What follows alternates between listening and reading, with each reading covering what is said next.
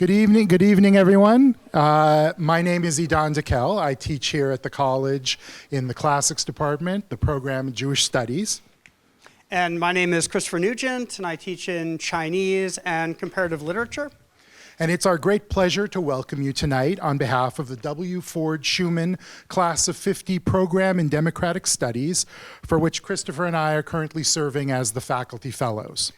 So the purpose of the W. Ford Schumann program is to engage the political, the economic, and the social concerns of the Williams College community in an examination and a rethinking of how democratic processes flourish, operate, and affect change.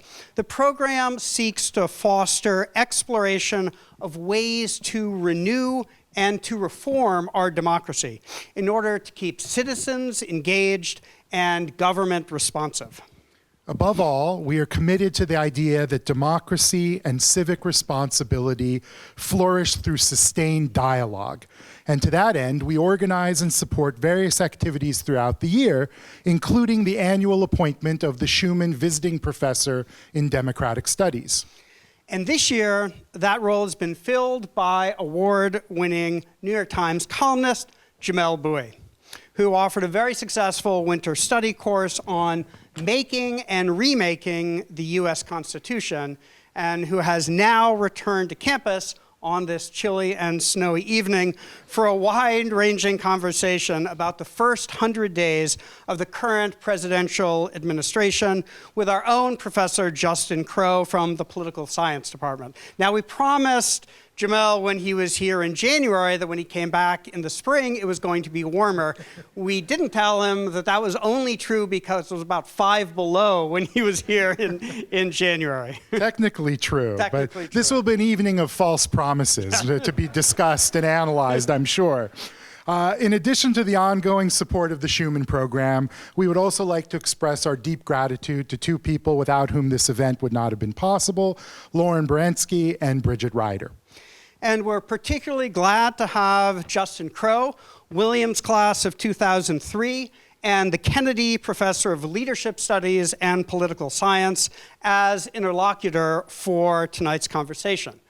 Professor Crowe has devoted much of his intellectual and academic life to studying and teaching about the role of the Constitution and the Supreme Court in American political development, as exemplified by his 2012 book, Building the Judiciary: Law, Courts, and the Politics of Institutional Development, from Princeton University Press. His partner in conversation tonight and our honored guest is Jamelle Bouie, who has served as a columnist for the New York Times, covering history and politics since 2019. Previously, he was chief political correspondent for Slate Magazine. He has also written for the American Prospect and the Daily Beast, in addition to contributing essays to a range of other publications. In 2021, he received the Hillman Prize for Opinion and Analysis Journalism, and in 2024, he was elected to the American Academy of Arts and Sciences. Now, Jamelle's interests are broad. He is a talented photographer, a skilled baker, and an enthusiastic gamer. We note the latter because Jamelle uses his social media video game streaming to, yes, discuss politics. We believe he is the only New York Times columnist currently doing so, but we haven't fact-checked this. I don't know, maybe Gail Collins thrills down. We'll look into that. One of the things we like about this is that Jamelle, through this range of activity on social media, from Blue Sky to TikTok, exemplifies his dedication to bringing deeply informed political discussion to a wide audience in formats that are not typically full of deeply informed political discussion. His willingness and indeed his enthusiasm for doing so is part of why we're so excited to have him here as the Schumann Visiting Professor. And so please join us in welcoming Justin Crowe and Jamelle Bouie.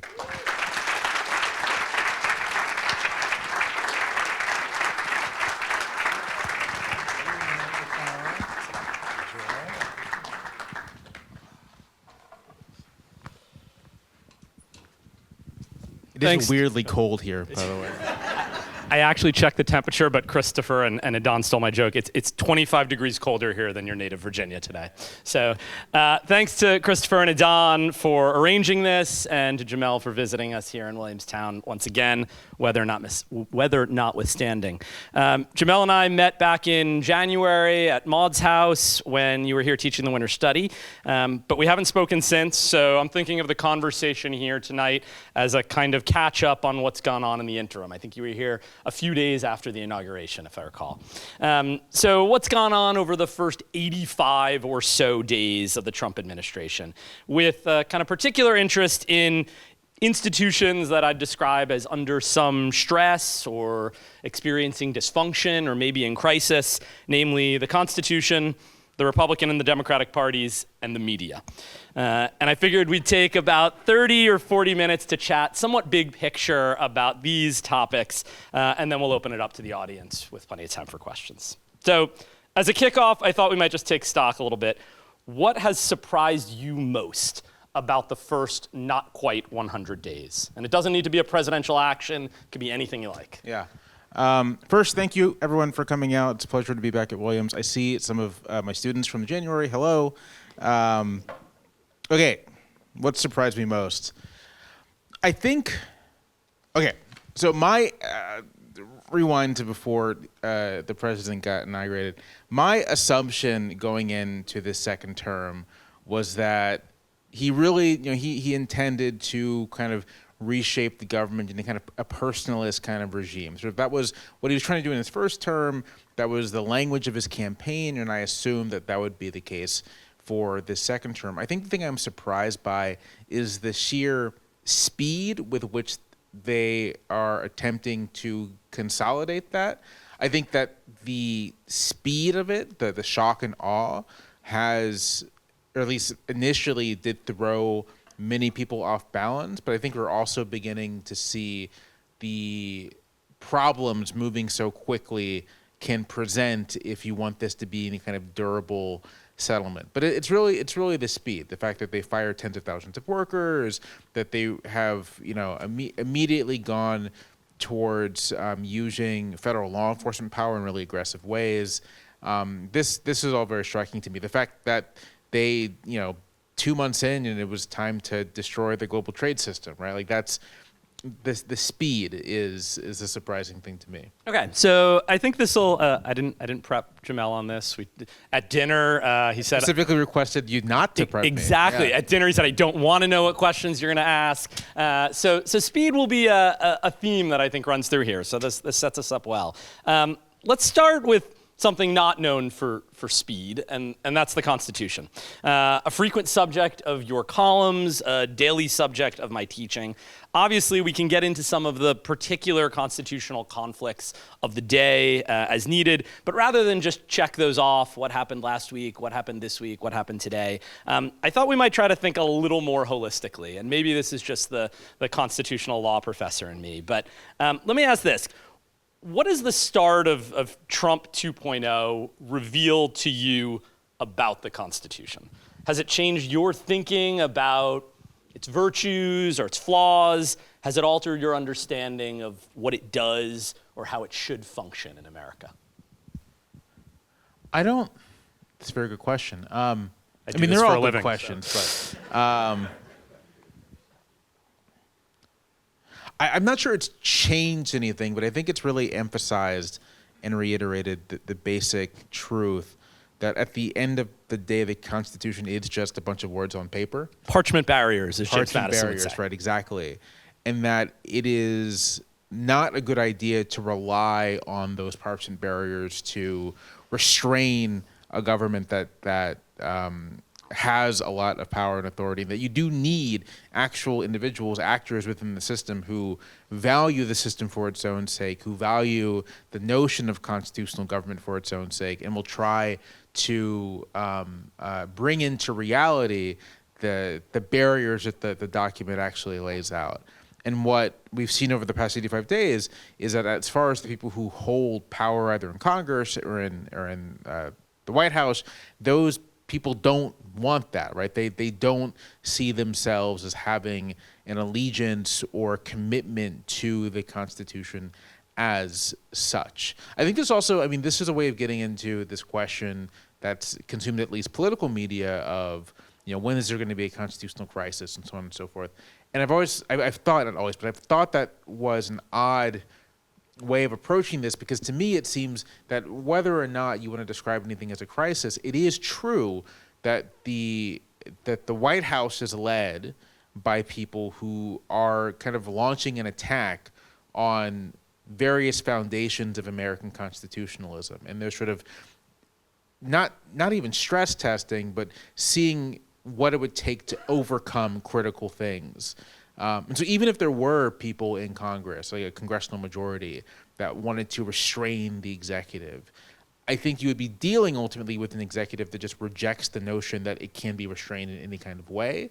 And that is a different kind of problem than even simply a president who is ambitious and wants to do things and steps over the line occasionally. All right, so you kind of teed me up there with that last bit. Let me play devil's advocate a bit. Let's say, okay, I'm not going to do a Trump or J.D. Vance impression or anything like that, but I'll try to kind of mainline the thinking a little bit here.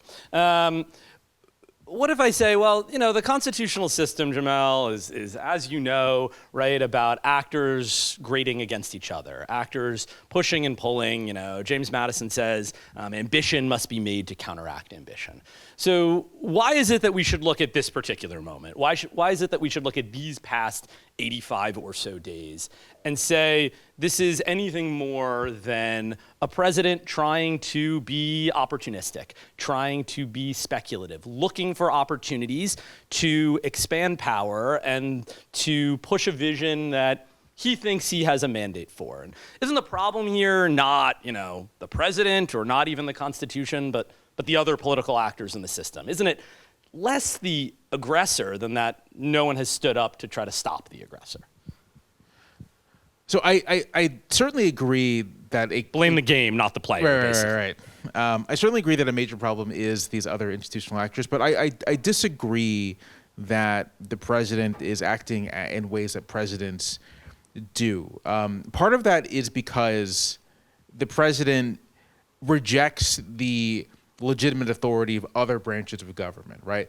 So Lincoln, right, is expanding executive power in his prosecution of the Civil War.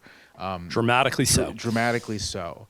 But Lincoln at no point rejects the authority of Congress to try to curb his actions. He doesn't necessarily reject the authority of courts.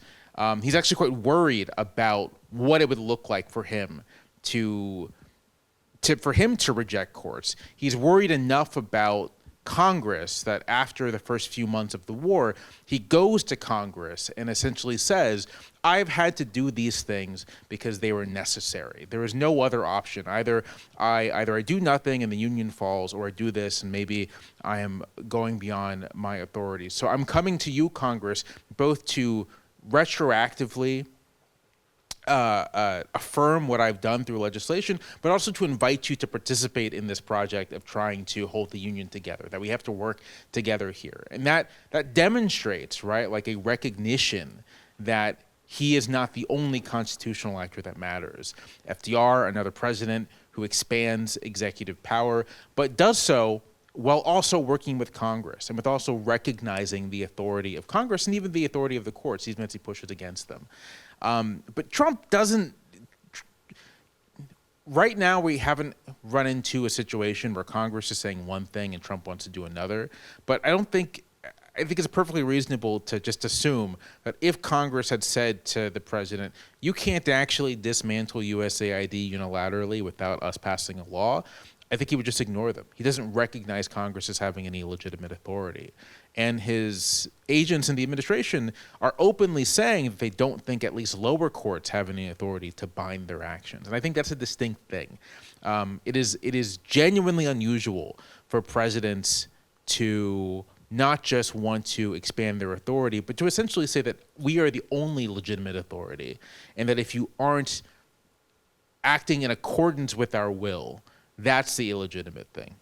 So, I know you've written on this, right? Written on this idea of the unitary executive.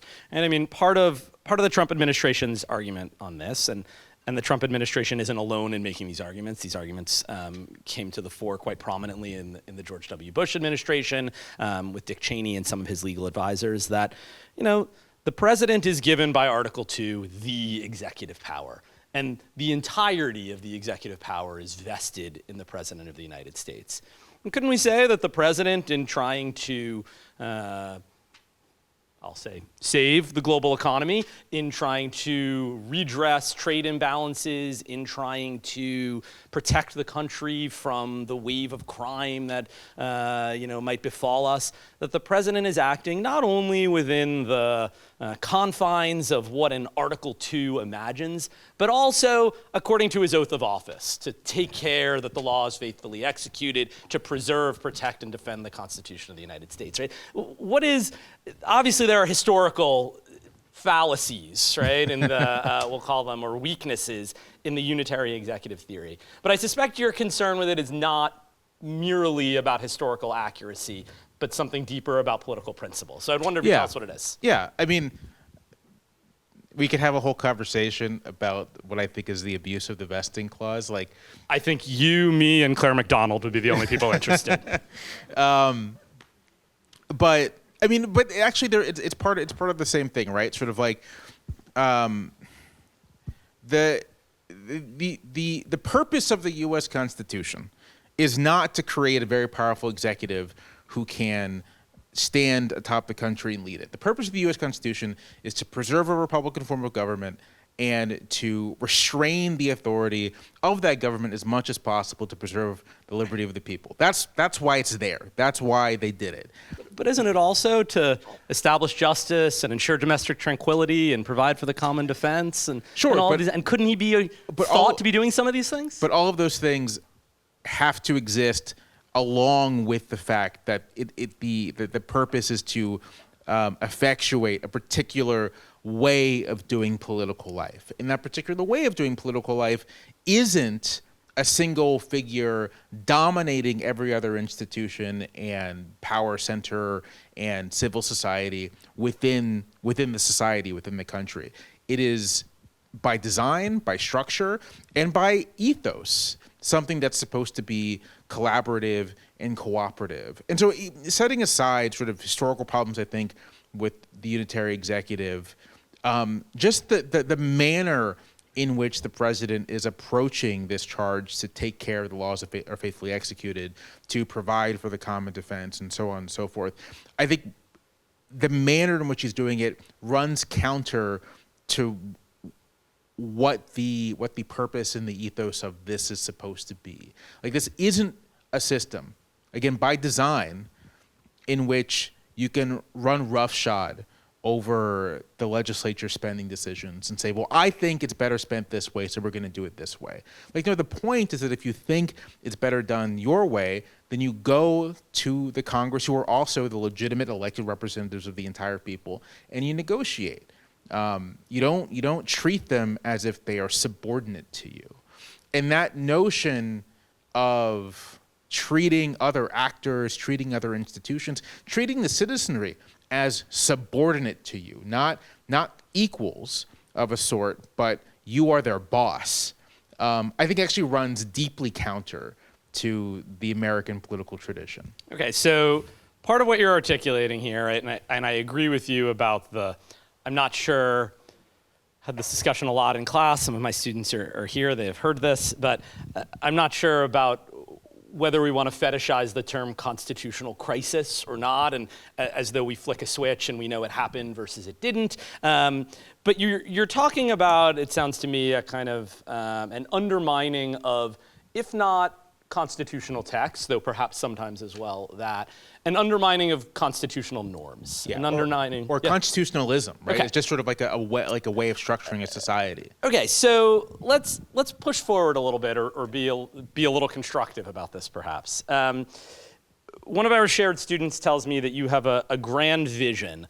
of a kind of deliberative assembly composed of randomly chosen ordinary citizens charged with debating and proposing constitutional reform. So given that you are expressing deep concern with how the current administration is acting vis-a-vis constitutional norms, vis-a-vis the whole idea of constitutionalism itself, I wonder what you, Jamelle Bouie of Charlottesville, Virginia, if you were one of those randomly chosen constitutional innovators, would propose. Well, Have you thought about this one before? I have thought about it Okay. a little bit. Because professors are fond of asking questions of students that we have no intention of answering. Right. Well, no, I mean, so to be perfectly honest, I don't have like a grand vision for the reshaping of the American political system. There are things that I think that should be considered, right? Like whether or not, like one of the flaws, mistakes, whatever you want to call it, of the Constitution as written is it just doesn't anticipate political parties whatsoever, and political parties end up being kind of like grafted on the U.S. Constitution. Despite Madison being a member of the first one. Right. And that seems superficial, but like the existence of the political party, of the national political party, the political party that kind of like unites various institutional actors under a single banner, kind of breaks a lot of things about the constitutional design. It breaks separation of powers, I think, in important ways. So what does it look like to design a constitution that has political parties in mind, that is designed around the fact that the populace is going to organize themselves into these groups. They're going to maintain extreme loyalty to these groups. It's going to be very hard to break the loyalty of a person, of an individual, or a lawmaker, or whomever from their political party. So knowing that, how do you design a system, if you want it, of separated institutions and separated powers?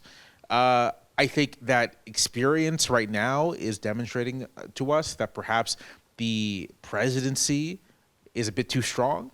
What does it look like to have a weaker president, right? Those are the kind of things that we should be asking. What does it look like? You know, there are sets of rights that I think Americans take for granted that are assumed but never quite explicitly stated. So should we explicitly state them? Those are the kinds of questions I would ask in that kind of assembly, with an eye towards perhaps democratizing the Constitution more than it is, codifying rights so that we say, you know, there is a right to vote that cannot be abridged. Just put it right there in the Constitution. And then just to think about institutional design and think about the kinds of incentives we want to set up for the people who are going to serve in these positions, right? Like, of course, you know, Madison and the whole framing crew like understood that that there's only so much you can do in terms of designing a system to make it work well. People need to have virtue. They have to have some commitment to the larger society. But even still, those institutional questions are quite important. All right, so before we jump to political parties, because you've already noted that correctly, I think, as something that, and I always discuss this with students, right, the Constitution oddly doesn't seem to anticipate and struggles to accommodate within the structure, especially when we have deeply polarized political parties as we do today, right? Political parties at various other points in American history did not present the same sort of like sclerotic kind of effect on the Constitution. But I wonder about these questions of institutional design, right? If we're worried at the moment about executive power, obviously given the past 85 or so days, how crazy do you want to get with it, Jamelle? Are we talking about like, you know, there's modest things like, oh, there's a shorter term, or there's more clearly enumerated presidential powers and thus limits, or there's more radical things like, let's move us away from a presidentialist system of government. Let's move to a more parliamentary style government. How wild and crazy do you want to get if we're doing 1787 redux here? I mean, I think if I were in a constitutional convention, I would probably push for something more like parliamentary government, something more less dependent on a singular executive. Thinking realistically, you know, so much of political life is just structured by path dependency. I'm actually not sure that there is a world in which there's in the United States like an American republic that doesn't have a president. It's just sort of, it seems like part of our political DNA. in a lot of ways. I think you would need a full collapse of this right. republic and rebuilding in a fundamentally new way Right. after a period of war, tragedy, death, something of that nature. Yeah. So Cheery, I know. Yeah, but given that like the presidency is probably not going to go away, it's can you strengthen Congress more, right? Can you maybe more specifically enumerate the executive's authority To undercut the unitary executive argument. Right. Maybe it's just that you really do clarify, and this is an argument I've been making in my work, that the notion of the executive power being exclusively vested in the presidency actually doesn't really make sense given the overall design of the Constitution. The thing is that the famous formulation, shared power, separated institutions, and that although the executive is responsible for day-to-day managing of the federal government, responsible for taking the lead on things like foreign policy, historically, and I think in terms of the actual structure of government, Congress plays a big part in that as well. Congress exercises executive power to some extent as well. And just like clarifying that, like making that abundantly clear that the executive power isn't a unitary thing, might go a long way. All right, so talked about Congress, you mentioned political parties. Let's turn to them. When I went and gave a presentation at the local high school a few weeks ago, I described our two-party system as having two modes these days: obsequiousness and fecklessness. And my 11th grade son's friends told him, quote, "Your dad uses big words," end quote. With the Republicans either in agreement with Trump or too scared to disagree, we could debate which, and Democrats seemingly without any clear idea of what to do in response. So assuming that you at least agree with the kind of rough description and those labels, which of those two do you find more politically interesting and politically notable right now? I actually find the obsequiousness of Republicans to be much more interesting than the fecklessness of Democrats. Political parties are feckless all the time, and sort of that's kind of often the state of things, especially for a party that's just lost an election. But one would think that political ambition among Republicans, or at least among some Republicans, would incentivize like breaking from Trump, at least in some places, right? We've seen it a little bit on tariffs, right? A little bit on tariffs, but what's so striking to me is the degree to which the Republican Party stays tightly tied to Trump, even as he clearly is on the decline in terms of his popularity, even as he's on a destructive path when it comes to our economic arrangements. There's just perhaps the fear of losing a primary is so strong. But then the thing is a president who gets sufficiently unpopular is not going to be necessarily going to be able to rouse their supporters to defeat you in a primary. And in fact, part of the whole kind of the notion, the theory of having a separate legislature and then the separate president, these aren't the same electorate. They're different electorates. You're not necessarily going after the same groups of voters. And that's supposed to offer some distance. And historically, it has offered some distance. In the past, you've had lawmakers of the same party. I mean, we just saw this under Biden, right? What could Biden have said to Joe Manchin? Nothing, right? Even if Joe Manchin wasn't retiring from the Senate, it's simply the case that, like, Biden didn't win West Virginia. Biden's voters aren't Joe Manchin's voters. And so Joe Manchin's responsible to his voters, not to Joe Biden's voters. And this offers distance and separation and a means of holding a member of your party accountable if need be. And that dynamic just does not exist among Republicans, even ones who represent purple states, even ones who might want to or represent, districts that have been blue in the past, like all kinds of places where you'd expect there to be some distance and separation. And that's Ron Bacon in Nebraska, right, or Mike Lawler in the Hudson Valley, these sorts of people. That's more interesting to me than the fact that, Democrats are running around like a chicken without its head on right now. All right, so let's think about Republicans a little bit then, right? I mean, how how long do you think this can realistically last, right? We've seen some Republicans, Don Bacon from Nebraska, who I mentioned, right, break a little bit on tariffs. Chuck Grassley from Iowa break a little bit on tariffs. So just yesterday, I think, Grassley went home to, or maybe it was today, had a town hall, and he was confronted by angry constituents and basically stood by Trump on almost everything.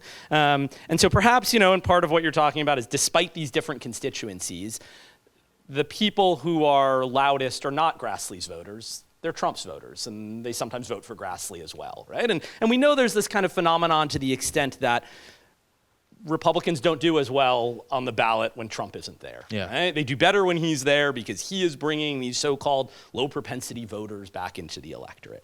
So we've seen some fissures. There's the Don Bacons and Chuck Grassleys on tariffs. There's the food fight between Elon Musk and Peter Navarro on tariffs. There's some kinds of moments of this. Do you think, or what is the point, or what is the issue on which you think this coalition, which is ideologically fairly disparate, perhaps unified only by their hatred of liberals, or their dislike of elite institutions, or their fondness for red baseball caps, right? How long do we realistically expect this kind of discipline to hold? Especially with him not being able to run for re-election. Yeah. Someone will ask about the third term thing. I'm not going to ask about it, Jamelle. And especially with, as you noted, Trump's popularity on a bit of a nosedive. Yeah. I don't know. After January 6th, we had about 2 or 3 weeks of Republicans saying maybe we shouldn't stick with this guy. And then kind of the disciplining force of conservative media kicked in and everyone was back on board. So how long? Maybe till he's in office. Maybe it's until he drops dead, honestly. Not until everyone's 401k bottoms out.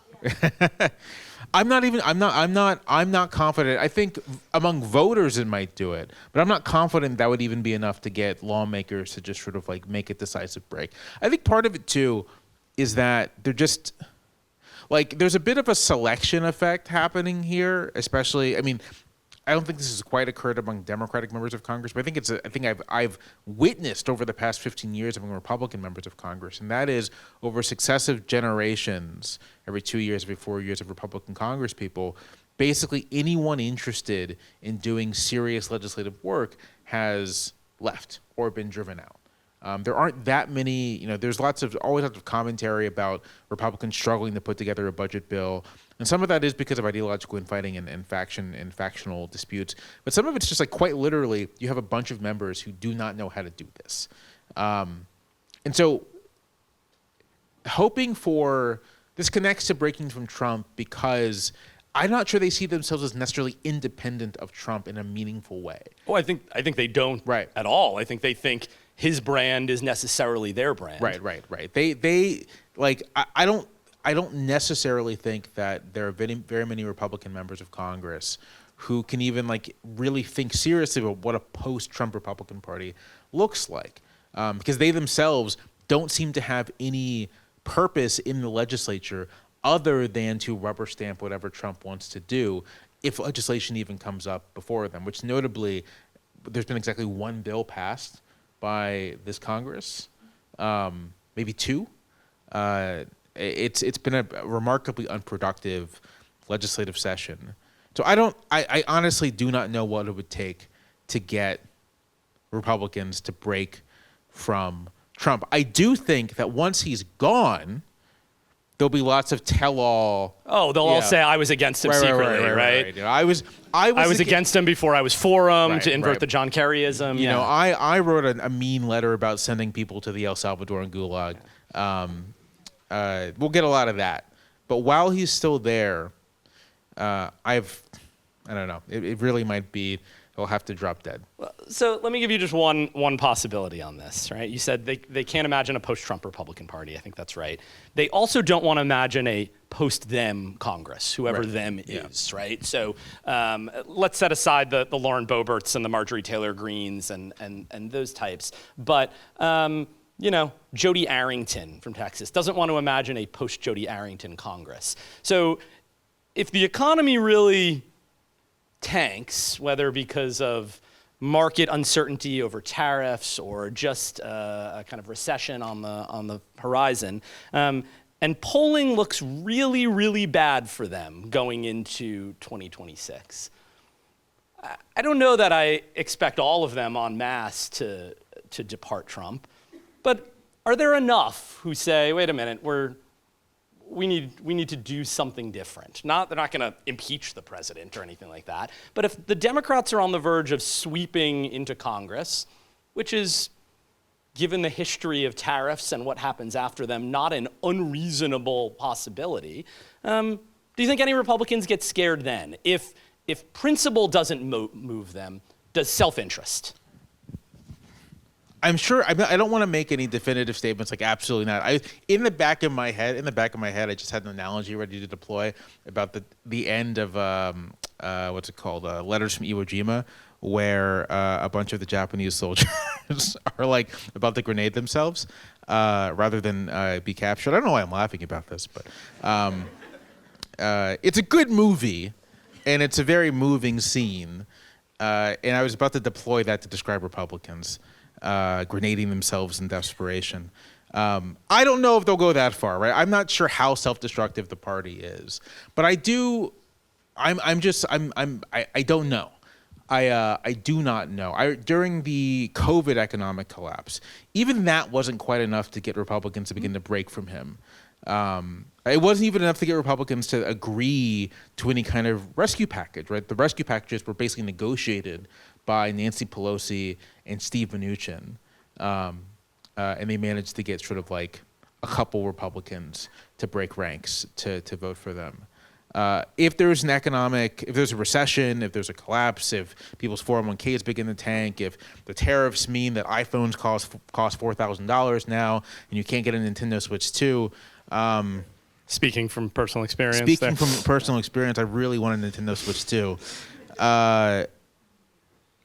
I don't know. I honestly do not know how Republicans will react, given the extent to which they see themselves completely entangled with Trump. If it's October 2026 and it does look like Democrats are about to win, a 1934 style midterm sweep, then you might see.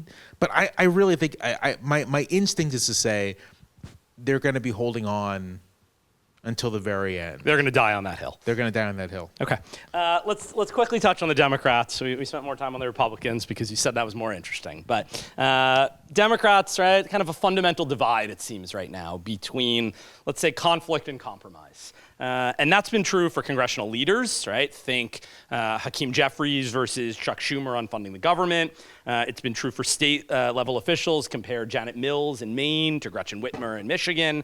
And it's been true for elite social institutions like universities and law firms. You could think about Harvard and Perkins Coie or Wilmer Hale versus Columbia and Paul Weiss or Skadden Arps.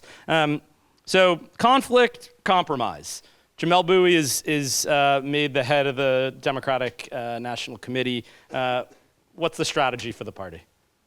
I mean, my preferred strategy would be to follow through on the rhetoric of the election, right? Democrats spent the election season saying that democracy is on the ballot, and then they lost, and then immediately were like, well, maybe we got to compromise with the guy threatening democracy. And I would say that no, that we kind of know two things. First, that the president does have this radical agenda that's going to threaten key priorities of the Democratic Party, key programs and institutions the Democratic Party is responsible for creating.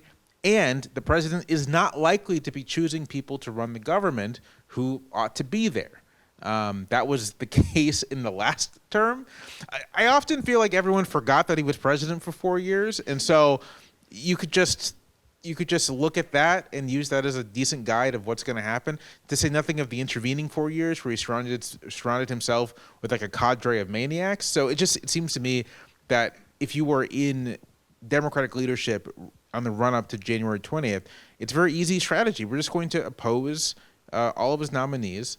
there's no actual political benefit to get for any kind of cooperation, especially knowing that the people he's likely to nominate and then the people who are likely to be confirmed are probably not going to do very good in their jobs, which has been the case.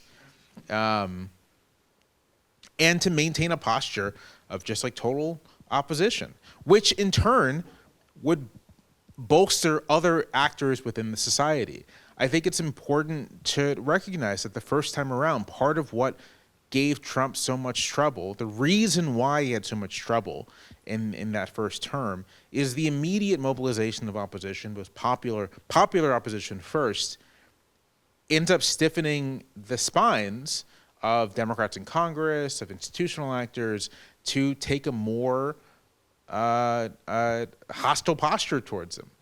And the decision upon Democrats to say, well, maybe we can cooperate, maybe there's been this grand vibe shift and so we have to get with the program, had the opposite effect. I think it convinced institutional actors that it was better to just sort of go along than try to offer up any opposition. And the only thing that's changed that calculation is the extent to which, the administration doesn't just want you to go along with the flow, they want to break you and make you kind of a supplicant. And so for those institutions that have like a lick of self-respect, they're not going to go along with it. But if I were advising from the start, just you don't got to waste time to figure out how much he means it. Just assume from the jump that it's going to be as bad as you think, and maintain a posture of total opposition.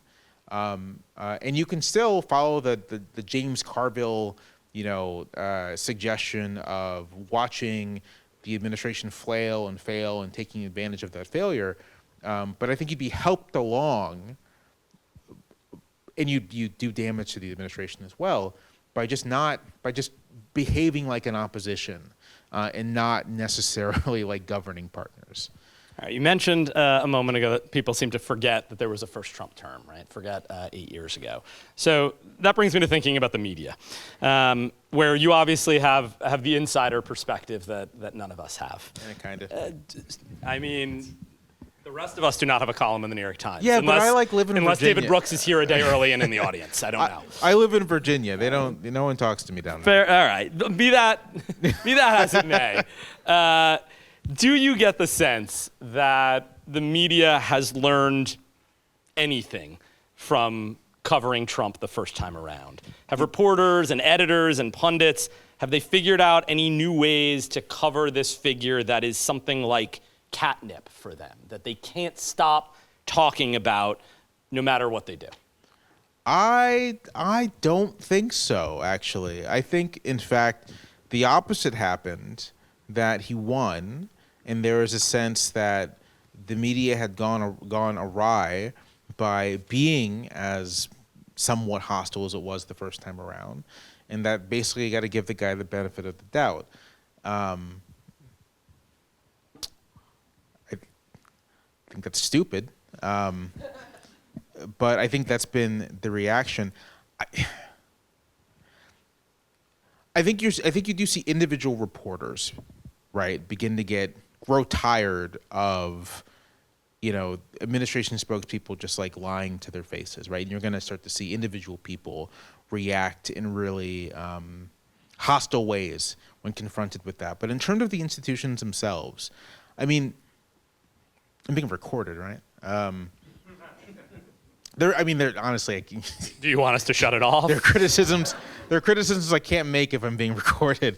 I'll make them by proxy. You look at an institution like talking about not the New York Times yeah, this here, does just not so apply everyone knows. to the New York Times, who are wonderful employers.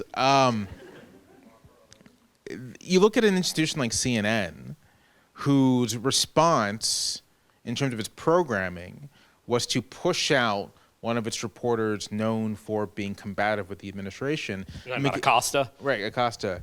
And then bringing on talking heads who just exist to not just like offer a favorable view on Trump, but like actively lie on air to an audience for the sake of representing the perspective of the administration. MSNBC, known to be a liberal network, also pushing out critics of the administration.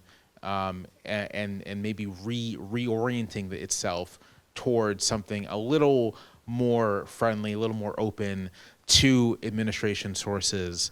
The Washington Post, right? The Talk About a Newspaper, essentially revamping its editorial page to focus on what personal liberties and free markets, whatever that means, and letting go of long-serving members of its editorial board, reporters, editors, really in an obvious attempt to kind of have more friendly coverage for the administration. I think that what has happened is a sense that basically this is Trump's America now and we have to get with the program. I think that's very misguided, and I think that as things become, frankly, as things get worse, it'll become even more and more clear how misguided that is and how there's really no other choice but to cover the administration honestly, which is to say you can't give them benefit of the doubt. They've lost the benefit of the doubt. And if that makes you sound like a shrill critic, so be it, but that's just the way the wind blows. All right, what about you personally? You were at Slate when Trump's first term began and then moved to the Times by the time it ended. Do you feel like you are exercising your voice any differently now than you used to? And what do you see as the role of columnists in today's media ecosystem? I'll answer the second part of that question first. Your show, man. Whatever works. What I don't think the role of the columnist is these days, to the extent that there is a role for one, is just to offer takes. I actually think that's quite useless these days. It's like you can get what counts as a take for you? A take. It's just sort of, this week I was thinking about this, and I want to write about it for 800 words, right? Like, I'm offering you my opinion of some discrete thing that's happening. I'm not actually sure how useful that is anymore. Kind of a Jerry Seinfeld stand-up routine. Yeah. Because first of all, you can get that in any number of places. Most people get it from social media and places like TikTok these days. And second of all, part of the opportunity one has if you have one of these columnist jobs, if you're a New York Times columnist, where you effectively have journalist tenure, right? Like, can you there? And yet you were worried about the camera. I mean, I'm paranoid. I can name one New York Times columnist who's been fired in 30 years, right? Most people who have the job who no longer have it just don't want it anymore. And so it's a position that you can kind of do whatever you want from the perch. And to me, that is an opportunity not to use it to opine, but to use it to inform and provide context, to take advantage of the Times' resources, to report, to research, to take advantage of the time they will afford you. I mean, obviously, we work on a kind of expedited schedule compared to someone working in academia. But if I asked for 2 weeks to work on a piece, they're not going to say no. So we have resources, we have time, we have these luxuries, and so why not use them to try to provide deeper, more nuanced insights?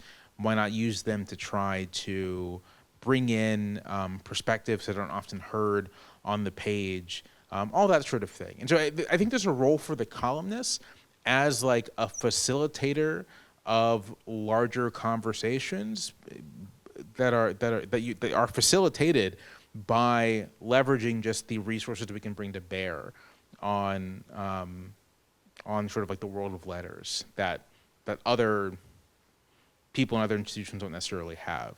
And that doesn't always look like providing your opinion. Sometimes that really is walking readers through a set of ideas for an extended amount of time and helping them understand why those ideas might be important or why they might be relevant or why this context might be important and why it might be relevant. That's what I'm trying to do with my column. At the start of the year, in fact, I was writing 2 columns a week, and I requested just to write one basically essay every week instead of trying to generate multiple ideas. I'm going to explore a single thing for 2,000 words or for 2,500 words. And if we need to fit it on the actual physical page, we'll figure it out. But I think that is more useful to people. than, I don't know, like, again, than takes, right? Like, what do I think about the weird Wall Street Journal story about Elon Musk having like 40 children or something? Like, yeah, if you ask me that now, I'll give you a take, but like, I don't think it's useful. I don't think that's the kind of thing it's useful to write about. And so to return to the first part of the question, like, is that a standard view of yours? Is that a standing view of yours, I should say? Or has there been an evolution in how you think about what you're trying to do, how you use your voice, either from being at the Times longer and presumably growing into your tenure, or because of new challenges that the Trump administration poses, or changes going on in America more generally? It's a combination of the above. Being at the Times, I've been at the Times for about 6 years now, and the first couple years, you don't quite internalize that you can have the job as long as you want it. But by now, I'm kind of, I can have the job as long as I want it. You really do sound like a tenured professor. Which means, in terms of a relationship with an audience, that I don't have to rush anything, right? Like, I don't have to,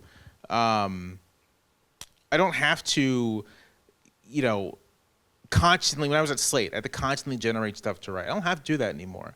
I can build a long-term relationship with a readership. I can guide them through things over an extended period of time. And that, I think that changes one's calculation of like what exactly you're doing week to week. And when you couple that with both like actual events that I think demand a deeper analysis, and then my own like kind of diagnosis of like things that might need to be talked about or addressed in American political life, it's like an opportunity to use the column not as a platform for Jamelle's thoughts every week, but as a platform for dialogue and discourse across time with a large number of people. So last question I want to ask is about some broader technological changes that media faces and that columnists face.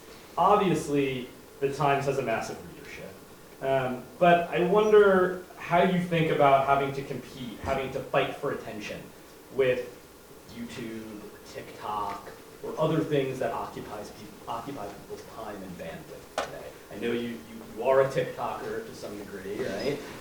How do you think about what you have to do, if you have to do anything differently, if you have to be more dramatic, if you have to be, I don't know, more entertaining? Is there anything different, or do you say, I'm just going to do what it is I do, and we'll let the chips fall where they may? It's like a combination of the two. Like, I don't feel any need to be any different than I am in terms of sort of my approach. I do use TikTok. I do use YouTube.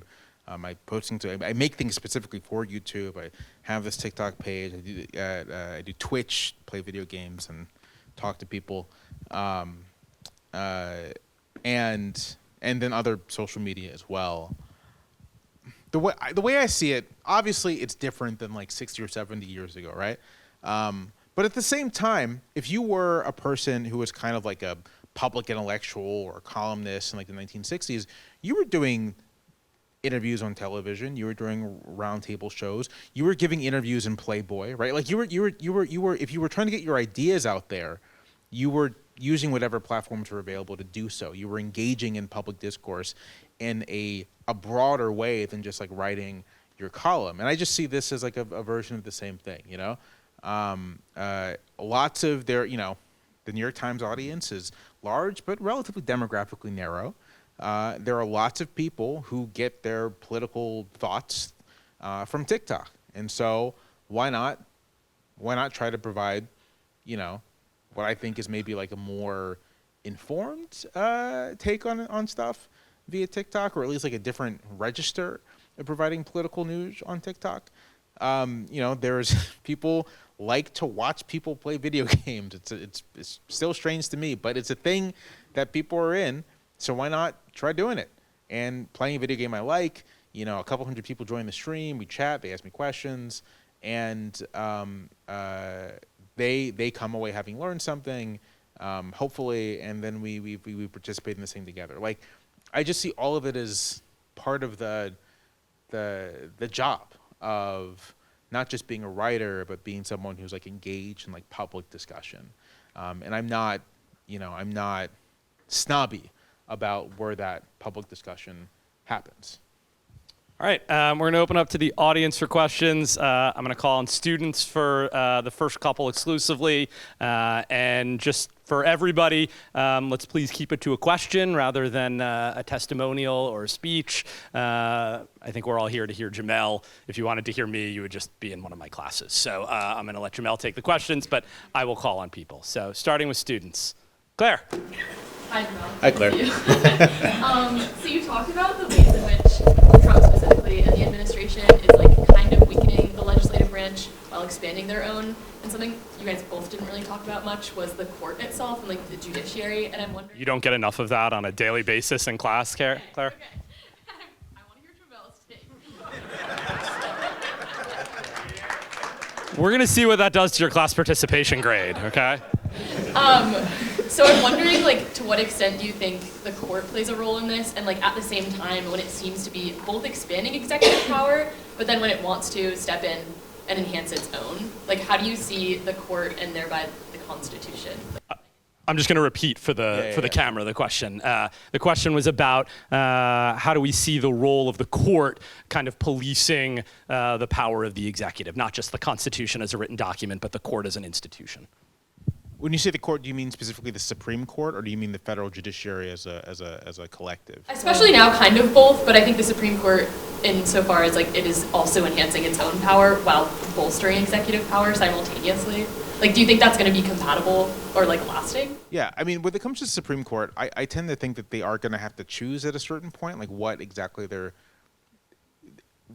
have in mind. The very clear project of establishing a kind of like very rigid separation of powers where the presidency has a broad set of authority that no one can really interfere with runs directly counter with I think the Roberts Court's view that the Supreme Court has this almost preeminent role in the American system. Because you're going to, as we're seeing right now, when you are bolstering the power of the executive branch in this way, when you're sending clear signals to the executive that they can act with quite a bit of leeway and you're going to give it to them, that's going to come into conflict with you. And so far, both sides seem to be trying to avoid direct conflict, right? The Trump administration, even if it's, for example, refusing to bring back Abrego Garcia from El Salvador, is framing that refusal as, well, we're still in compliance with the Supreme Court's decision. They say facilitate. Facilitate doesn't mean we have to actually, do X, Y, or Z.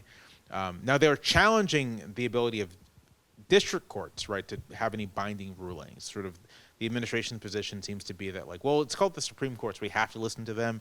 But if you're just like some lowly district court, who cares?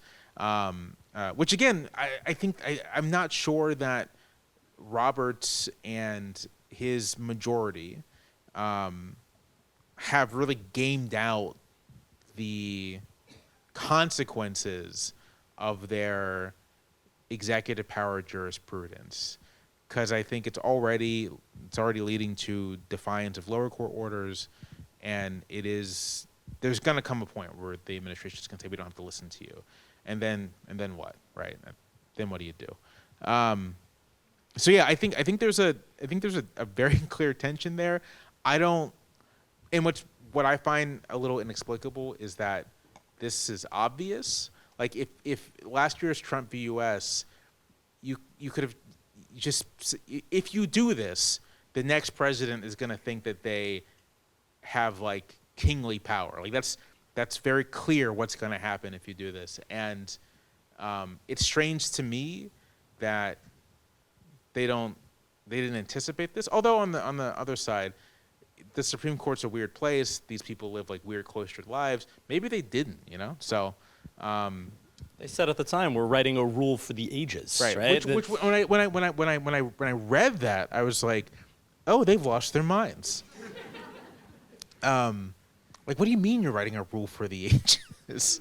So yeah, maybe they just really were not able to game out what this looked like. And we'll see what the consequences are for the court's own authority, which is clearly being jeopardized. Like, as the court rules against the administration, you're already seeing allies of the president like go into overdrive trying to, delegitimize the court. The radical leftist Amy Coney Barrett, right? So. Other student questions? Darren. Yeah, I mean, first of all, thank you for coming. I'm from California, so I know this is a really tough weather day-wise for me as well. But my question is, and I swear this is not testimonial by itself, but this is a really important part of my question, which is that I got naturalized last summer, and this election cycle was like the first one that I could participate and vote in.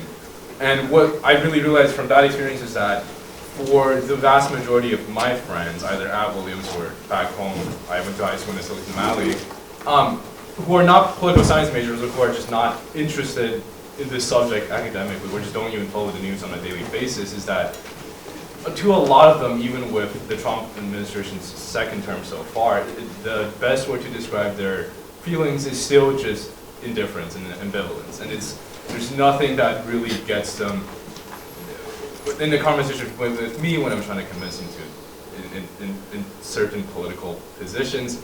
And I think my question is just that if you were to give like an elevator pitch to people like either my generation who are ambivalent about the situation, about the two-party system who doesn't want to vote, or just broader Americans in general, it's like, why should they care? Like, what about this second Trump term? Or just in general, like, why should they go out there and vote? And what is the non-political science major pitch for these people? So the question is, what's the pitch to people, maybe especially young people, who aren't especially engaged with the political process about why they should care? I mean, it's a version of a thing that I think became a little bit of a cliche last year, which is just like, you may not care about politics, but politics cares about you, right? Like you can't actually separate yourself from that in a meaningful way. Let's say, well, I just want to work hard and earn enough money to buy a house. Well, politics shapes your wages. Politics shapes the housing market. Politics shapes whether or not you can afford to get a loan, right? The fact that the economic management of the country right now is such that mortgage interest rates are going up directly affects people's ability to be able to borrow money to buy a house. There's almost like a one-to-one relationship there. So many of the things that I think young people hope to do in their 20s are shaped by politics. I graduated from college in 2009, like basically at the height of the recession, and that is to say that like the political choices made several years earlier like directly impacted the life of me and my friends, right? Like friends who could not get steady jobs for years because the labor market was in the tank.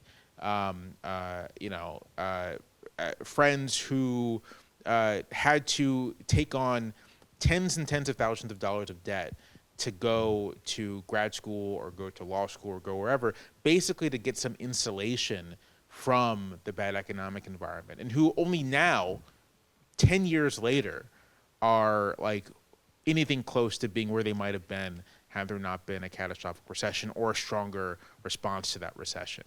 I think like there's this, I think young people specifically, but I think Americans generally tend to think of politics as just being squabbling over who you support on like cable television. But politics is like broader than that. It's sort of like all sorts of decisions that shape our lives. And either you want to have a say, at least something of a say, in what those decisions are, or you don't. And that's like the best pitch I could make, right? Like if you want a say in whether or not, quite literally, you can afford to buy a house in 7 years, 8 years, 10 years, then you have to care about politics. If you want a say in whether or not, I mean, even on a local level, whether or not you risk getting into a catastrophic accident riding your bike down the road, you got to get into politics because politics shapes those things. That would be my pitch.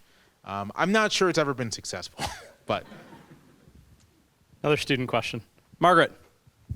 Yeah, hi. Thank you for being here. So I was just thinking about how, we're increasingly seeing different people with different political parties going to different news outlets. And those news outlets paint very different pictures of what's going on in American politics and in America in general. And that has implications for elections and, it's creating this polarization. And I'm just wondering if you foresee any possible solution to that problem or if you think that we're, too far gone.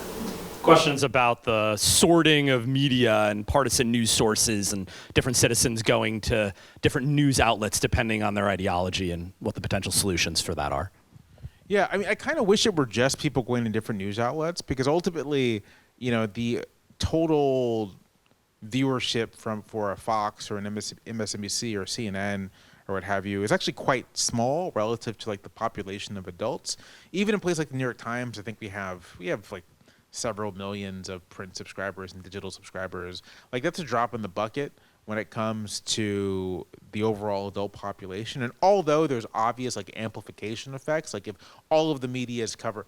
Last year, when the entire American media was united in a single message, hey, Joe Biden's really old, like that does shape public opinion in important ways, and that kind of breaks through. But for the most part, people, I think, these days are getting their news, their sense of what's going on in the world, from like social media algorithms, right? And if you happen to get stuck in a particular set of algorithms, that's what you see, right? And that's a like, much more difficult problem than simply different news outlets, because it's not just the fact that there's no agreed upon kind of like, objective conception of what's happening in the world. It's not even just that there aren't very many local news gathering institutions that can provide at least some kind of less ideologically inflected version of what's happening. It's that people are getting out of the habit of like engaging analytically with news, right? Of taking in things and trying to understand what's happening in the world. The thing about social media, like TikTok, it's very passive. You're just kind of passively taking things in. And it's not just the messaging, but the way kind of, again, the use of the word habit again, it like degrades the habit of like really engaging with anything. And I don't know what one does about that. My inclination is to say that the job of, I'll put it this way, is to lean into the fragmentation to some extent and not try to envision a world where, everyone gets their news from like the big three and a couple big newspapers, but think more along the lines of the world as it existed in the 19th century, especially the late 19th century, where it's a fragmented press environment, but like one of the institutions or some of the institutions taking a leading role and at least educating the people around them are political parties, are unions, are sort of civil society institutions. So like if the, Kamala Harris raised like what, $2 billion for her campaign, if you wanted to take like 10% of that and basically seed a bunch of sort of like democratic press institutions that like are news gathering, they're like doing journalism, but obviously like under the auspices of the Democratic Party, I kind of think it'd be a good idea. I think it'd be a good idea for the party. I think it'd be a good idea for just sort of like trying to rebuild a sense of like engaging with these things. And I think you'd have to kind of just like shed yourself of the idea that there's something necessarily wrong with everyone being in a partisan or ideological silo. Cars already out of the garage, right? Trains already out of the station. We're already in that world. That is what the world looked like 100 years ago. It's what the world is now. So just how do you adjust to it? I just watched a not very good movie, The Peacemaker in 1997, Mimi Leder. And one of the characters in the movie, a Russian general, says to one of his soldiers, "The world is changing, we must change with it." And that's kind of my perspective there. Isabel. You spoke about Republican lawmakers who have kind of centered their political careers on Trump. What do you make of Democrats or Democrat candidates whose messaging has become more anti-Trump than pro anything else? Question is about Democratic candidates who seem to be more anti-Trump than they are pro any particular issue or idea themselves. My own personal feeling is that Trump is kind of the central problem of American politics and has been for the past 10 years. So I'm not, and like people really don't like the guy.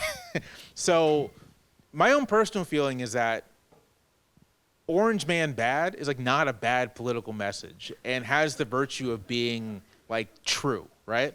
I'm sure, I mean, if you disagree with me, whatever, but I think it's true, objectively. I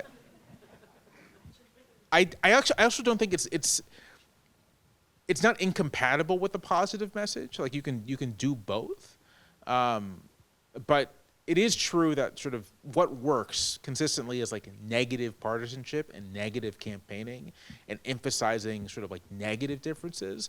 And honestly, I think part of the trouble of trying to confront Trump is that precisely because he has no stable ideology, that like it's actually hard to pin specific things on him. We saw this last year, right? If the nominee were Ron DeSantis, right? A pitch that's like Ron DeSantis is going to ban abortion, people would 100% believe, right? Like just you look at the guy, yeah, that guy looks like he might ban abortion, right? Sorry to Ron DeSantis fans, I'm not sorry. I doubt he's watching, Yeah, so yeah, it's all right. Sorry, you know. I mean, shout out if he's watching, but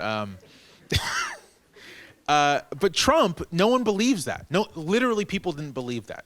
In actual polling, if you went to voters and said, you know, Donald Trump appointed the justices who overturned Roe v. Wade.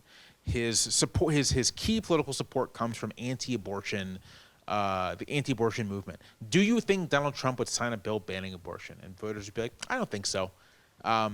Because he has this whole sort of pre-political libertine persona that just doesn't correspond with that kind of policy position. So if you're Kamala Harris and you can say, I stand for reproductive rights, reproductive choice, I'm going to protect your right to choice, and expand it even, he can just say, yeah, so will I.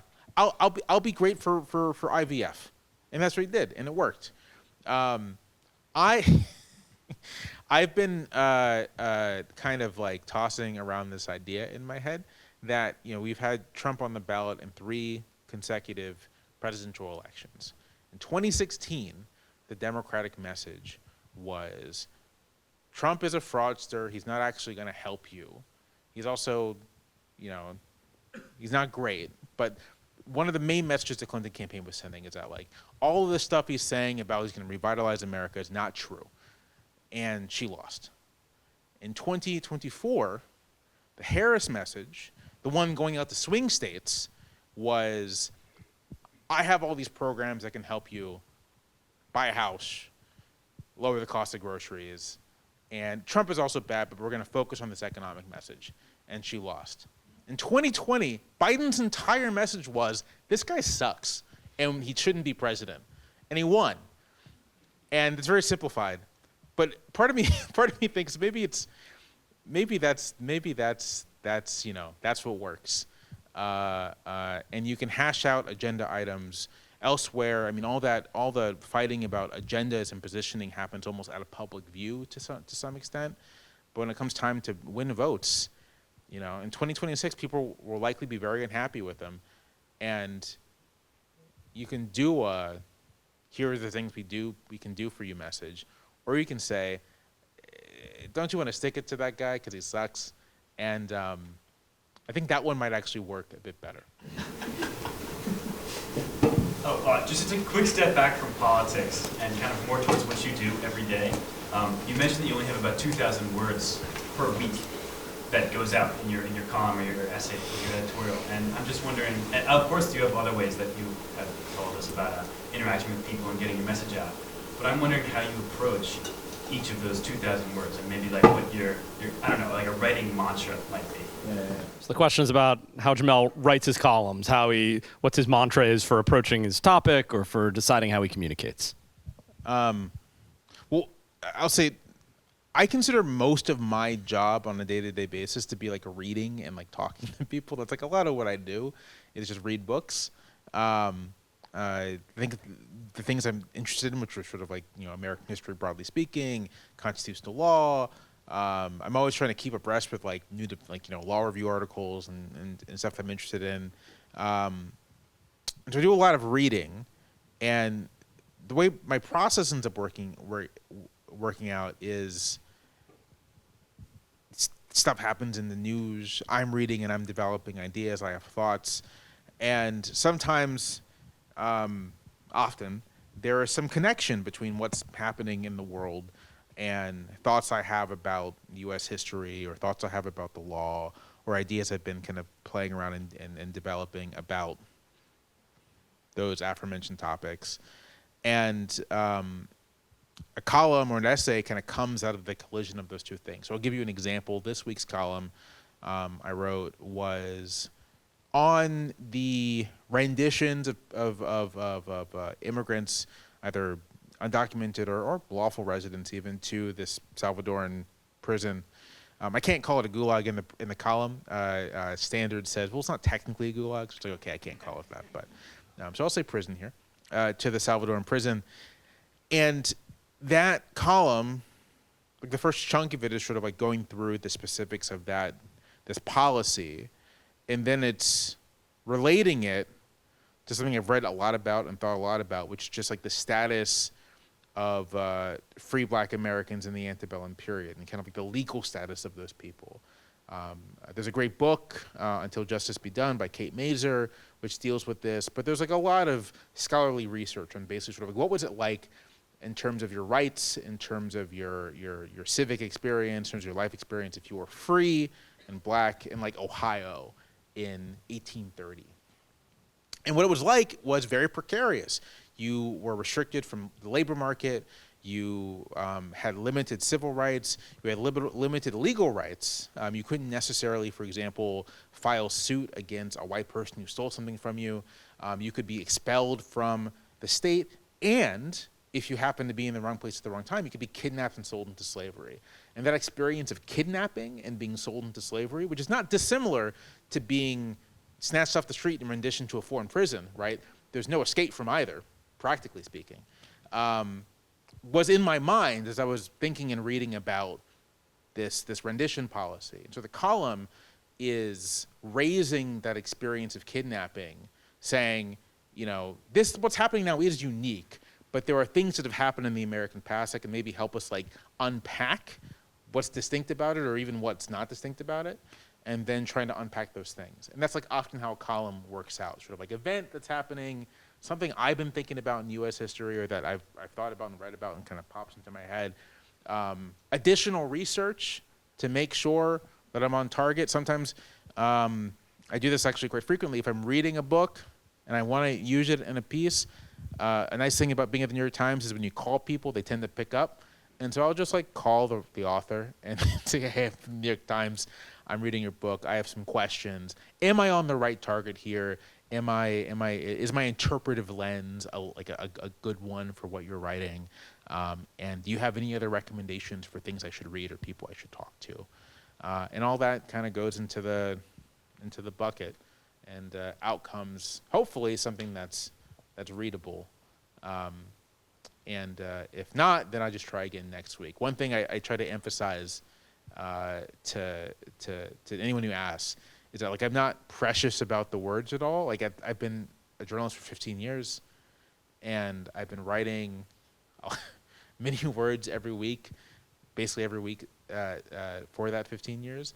And at a certain point, the words cease to become like precious little things and more just like a set of widgets I have to assemble. And so I think of it as like I'm just putting together a widget that doesn't do anything. I mean, you read it, I guess, but it's not precious. It's just sort of how can I most effectively get this idea out there, and how can I just get people to think? That's like ultimately my goal. Anyone who reads my column today, what I wrote today, I at the very least want them to learn some things about like antebellum U.S. history. That'd be cool. You have some new facts in your head. Higher order goal to think about the ways that this country has violated the rights of the people within it in like profound ways. But if I don't get there, that's fine too. Manuel. Yeah, so you spoke a little bit about the Democratic Party and its sort of path forward. Obviously, the party is sort of in shambles after the election, it seems that it is, and a lot of people are very concerned about the direction forward. So I guess my question is, looking forward to 2028, that's too far away, but looking forward to 2028, how do you think the party should best go about kind of trying to regather or reconsolidate its constituency? And then do you think they're better off running a sort of like another middle of the line kind of relatively moderate candidate, or should they break the mold and go with someone sort of like radically different? So the question is about the Democrats' path forward to 2028 and what they should think about as not only kind of what the party stands for, but what kind of candidate they should potentially look to run in the election. There is a great book that came out last year, and the title of it's on the tip of my tongue, and I cannot remember it. But it's basically about, it's called The Hollow Parties. There we go. And it's basically about how both the Democratic and Republican parties no longer function in important ways. American political parties, such that you can describe them as such, like we call them parties because that's our nomenclature, but like compared to the British Labour Party or like in the European Party, our parties are unwieldy and porous and not particularly disciplined. They're not membership organizations or anything. And so to the extent that you can describe them as like singular, unitary entities, our parties basically don't do their job. Their jobs being policing the boundaries of American politics, right? Like part of what the job of, or what was supposed to be the job of like Republican elites was actually keeping out the craziest far-right people, like kind of say, we're gonna make sure that you don't get too close to the mainstream because we recognize that you are system destabilizing forces and we have a commitment to the system.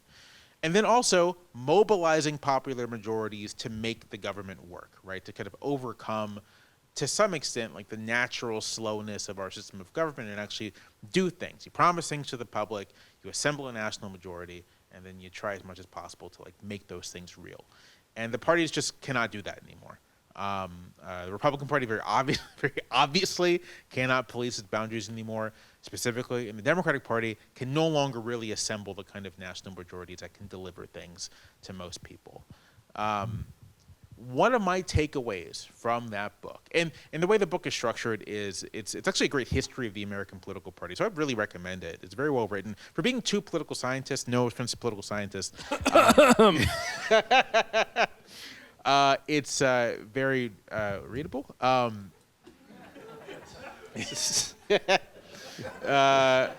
glad it's really cold today, Jamelle. I hope it snows even more when you walk outside.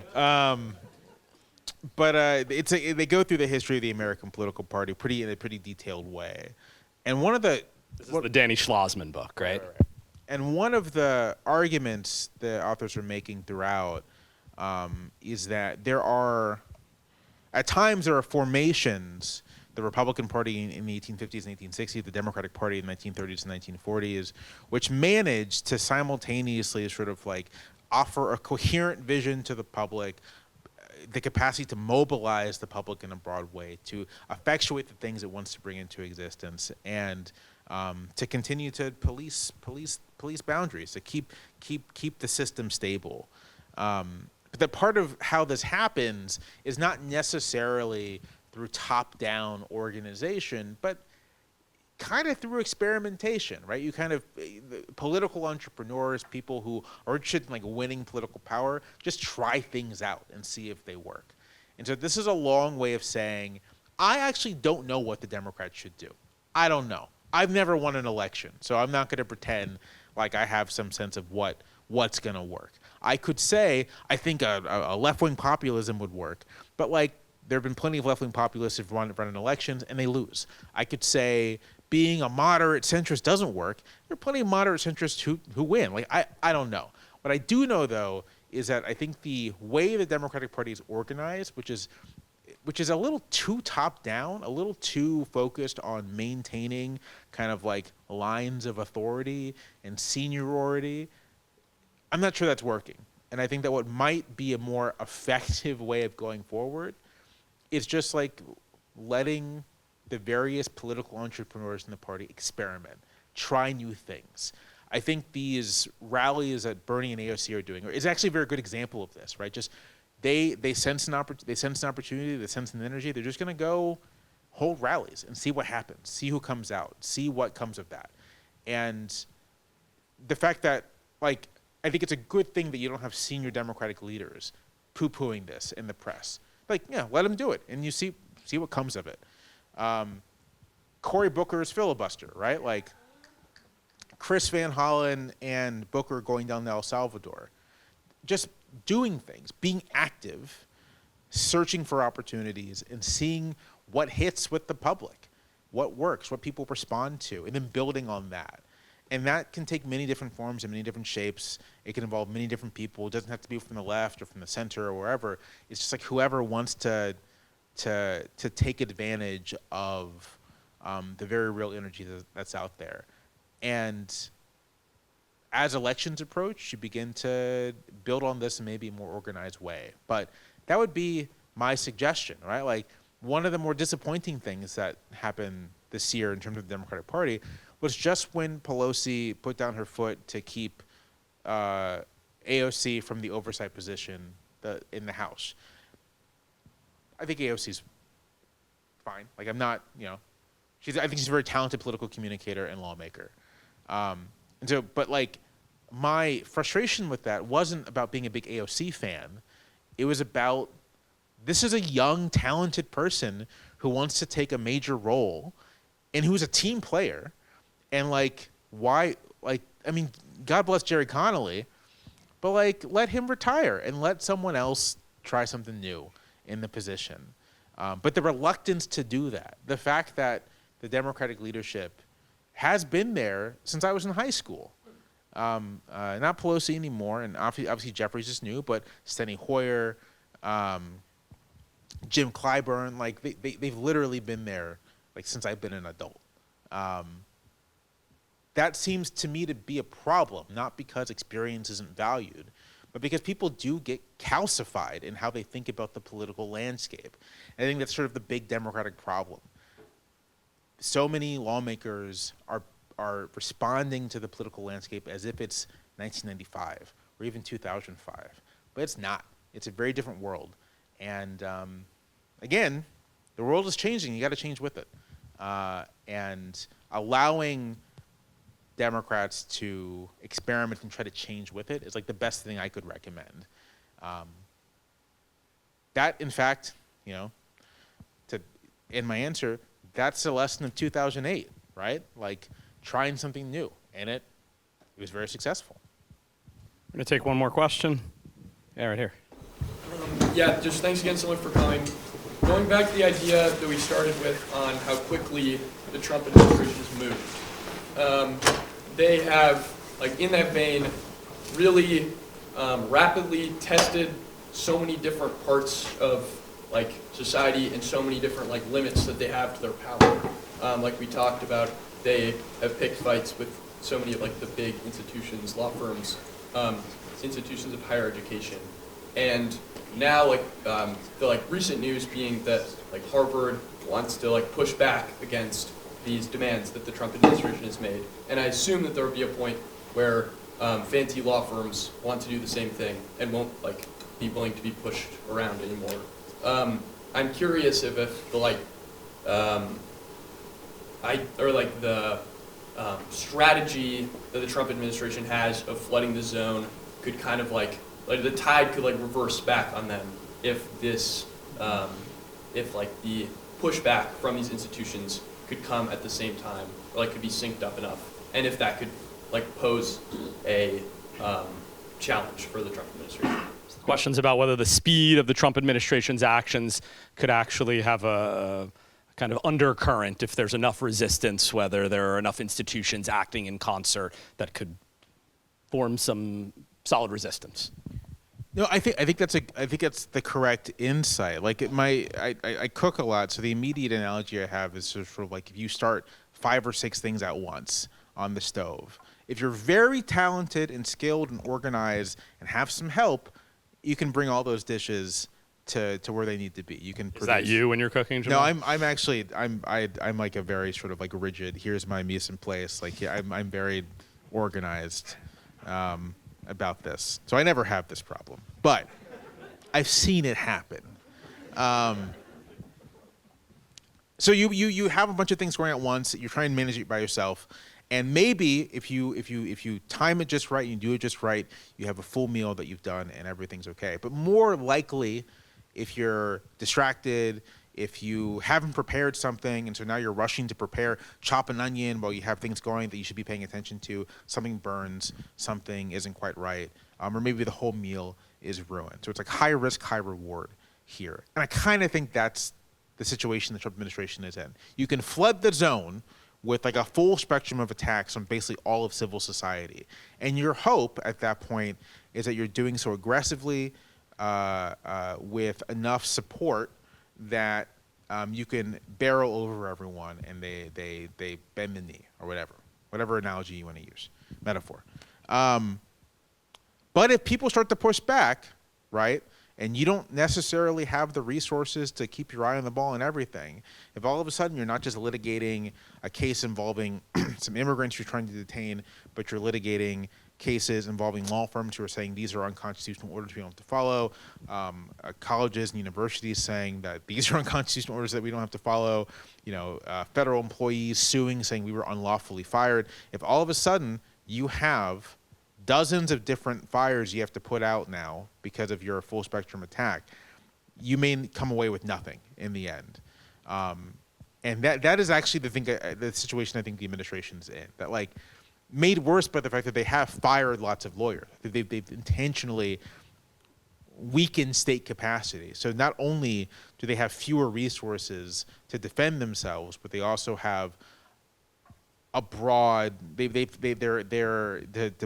move to a different metaphor, their defensive line is hollowed out. They're missing a couple forward tackles, and so we'll see what happens there. I think Harvard's decision, bolstered by Cornell and Rutgers and some other institutions, some of these law firms pushing back. Ideally, what would have happened is that like Columbia would have immediately been like, "This is nonsense, and we're not going to do it." Hopefully, especially there's like 142 federal judges with like Harvard degrees, right? Like of all the institutions to really mess with it in this way, like Harvard's actually the best equipped to really kind of like lead the charge. So hopefully the pushback from these institutions is going to give the administration a lot of hassle and a lot of trouble, and slow down their march here. But also, I mean, ultimately, like as we were discussing earlier, part of the problem here too is just that like the Trump administration, the White House, isn't trying to just run a very aggressive and ambitious presidential administration. They're trying to establish a new kind of regime altogether. And so even with the pushback, they're still going to be speeding forward with that as much as they can. And responding to that is going to require, I think, a different set of political tools than what's being deployed at the moment. Let's thank Jamelle for being here.